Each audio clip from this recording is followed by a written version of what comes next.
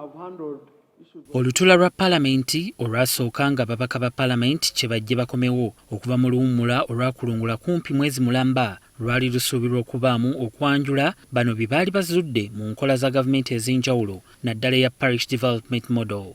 Kyokka amyuka sipiika Thomas Tayewa bano yabalungamya okuwayo ensonga zino ezikwata ku nkola eno ze baali bazudde mu bitundu byabwe eri akakiiko akalondoola empeereza ya gavumenti kayite Public Service and Local Government Committee. Then the committee will now process all our issues, come up with a report.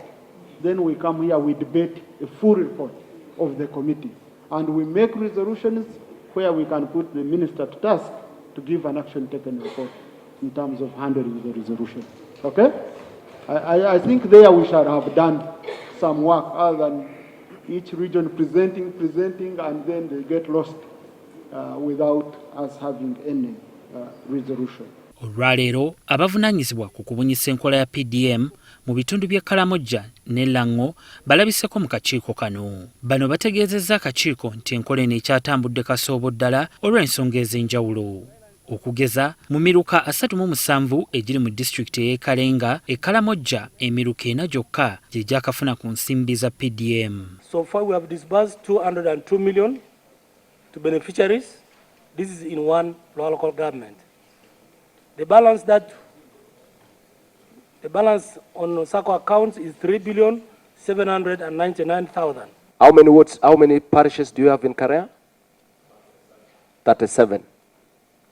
Out of 37, you have covered and the forwards.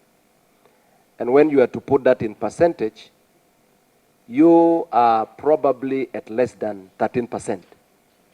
Chairperson, PDM, as you know, is the new, and if we are not careful, it may continue being new for good. When PDM was being conceived, I was already a cow. What we are implementing now is very different from the initial ideas at the beginning.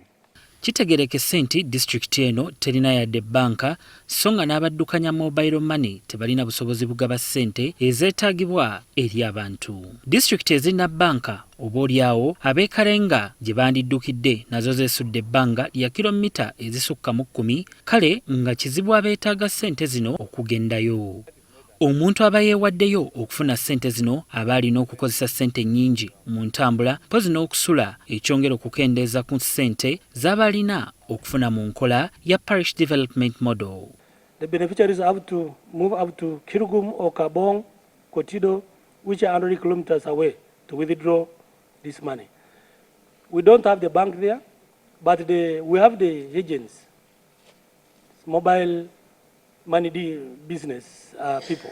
They don't have enough money. When we disbursed around 200 million to the beneficiaries of Karenga Town Council alone, they failed to provide that money. The 39% is average. Karamoja on